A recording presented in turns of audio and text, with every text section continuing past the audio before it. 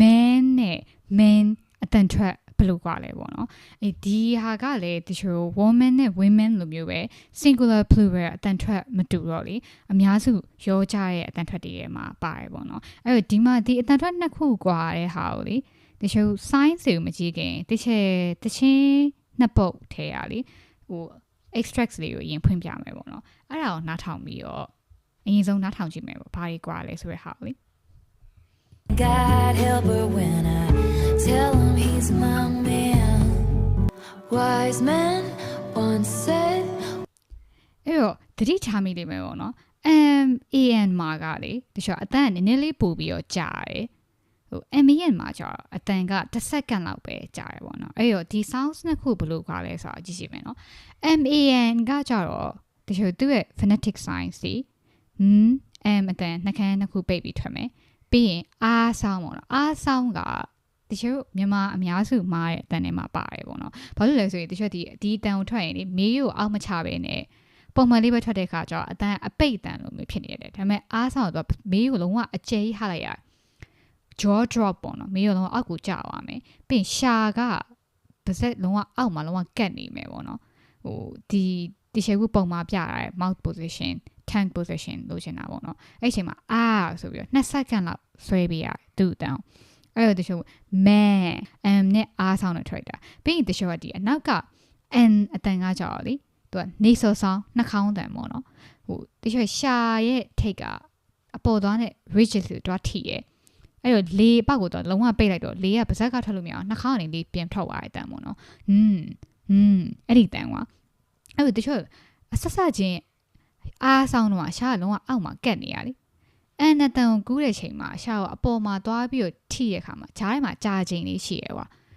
အဲ့ဒီတော့ MAN man ရဲ့အတန်ထွက်ကလေဂျားထဲမှာရွှာဆောင်လေးဝင်တယ်လို့မျိုးဖြစ်နေတယ်အဲ့ MAN လိုမျိုး man ဆိုပြီးတော့အမြန်မထွက်ဘူး man အဲ့လို man ဆိုတဲ့အတန်မျိုးနဲ့ဂျန်နည်းနည်းလေးဂျားထဲမှာအတန်တစ်ခုဝင်နေတယ်လို့မျိုးဖြစ်တယ်ပေါ့နော်အဲ့တော့မီးကိုအကျယ်ကြီးဟာရတယ်နောက်ပြီးတော့ဂျားထဲမှာရွှာဆောင်လို့အတန်နဲ့ရှိရဲအထူးသဖြင့်အဲ့ဒီအတန်က American pronunciation မှာဆိုရင်တွေ့ရတယ်ပေါ့နော်သူက relax လို့တော့လေပြီးတော့မှ n အတန်ကိုထုတ်ဖို့ရှားအောက်ကနေအပေါ်ကိုတက်တဲ့အချိန်မှာအဲ့လိုမျိုးဂျားထဲမှာ relax လုပ်တဲ့အတန်လေးရွှာဆောင်လေးဝင်သွားတယ်ပေါ့နော် so we pronounce like man အဲ့ဒါ singular ရဲ့အတန်ထွက်ပေါ့နော် plural ကကြတော့တချို့ဒါ m အတန်ဦးနာပြောပဲနှခမ်းတစ်ခုထိပြီးထွက်မယ်နောက် it အတန်က mid vowel ပါရှာကိုအလေမှာထားမယ်နောက်နှခမ်းမေးကိုအောက်အရန်မကြောက်မေးကိုအောက်ကိုအရင် jaw drop မဖြစ်ဘူးနောက်နှခမ်းကိုသူကလေအပေါ်အောက်ဟာတာမဟုတ်ပဲねဘေးတိုက်တယောက်ကိုတွေ့ရင်ရီပြရတယ်မှလားအဲ့လိုပုံစံလေးနောက်သူက short vowel ဆို10စက္ကန့်ပဲထွက်တယ်ဝင်းနာတော့ကအားတော့ကျော်2စက္ကန့်လောက်ထွက်တယ်လေဒီမှာ10စက္ကန့်ပဲထွက်တယ်ပေါ့နော်ပြီးတော့သူကရှာမှာလေအလေမှာရှိနေရလေနောက် n အတန်ကိုကူးတဲ့ခါကျရင်အပေါ်လေးကိုကောက်တင်လိုက်ပဲဆိုတော့အချိန်ကတိတ်မကြဘူးလေမြန်နေလေအဲ့တော့အတန်10စက္ကန့်နဲ့ nasal sound n ကိုတန်းပြီးတော့ကူးနိုင်တယ်ပေါ့နော်ဆိုပြီးဖနာဆိုင် man အဲ့ဒါဆိုတာ plural ထပ်တာပေါ့အဲ့ရှင်းပြထွက်ကြည့်မယ်နော် man အဲ့မှာကတတိချမိနေမယ်MAN ဆိုရင်ကိုယ့်ရဲ့မေးယူကအောက်ကျသွားမယ်ပါဇက်ကအကျယ်ကြီးဟာလိုက်မယ် MAN ကကြတော့ဘေးတိုက်ပေါ့နော်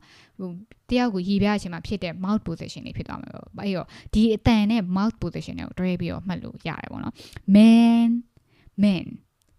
အတန်ထွက်မတူဘူးပေါ့နော်အဲ့တော့တချို့စလုံးချင်းတည်းရဲ့အတန်ထွက်ကိုရပြီဆိုရင် sentence တွေမှာထည့်ပြီးတော့ပြောကြည့်မယ်ပေါ့နော် There was a man in the room There were 3 men in the room အဲ့ဒီထားမိနေမယ် man မှာဆိုလုံးဝအတန်ကြီးကိုမေးရအကျကြီးဟာပြီးပြောတာအတန်နည်းနည်းတိတာကွာဒါပေမဲ့ MAN ကကြတော့short ဖြစ်တယ်ပေါ့နော်အတန်ကလေ and နောက်တစ်ကြောင်ကြည့်ကြည့်မယ်နော် Men and women are equal A man walked into my room 2 men walked into my room The man is waiting. The men are waiting. So that's the difference between man and man. So, thank you for watching the video.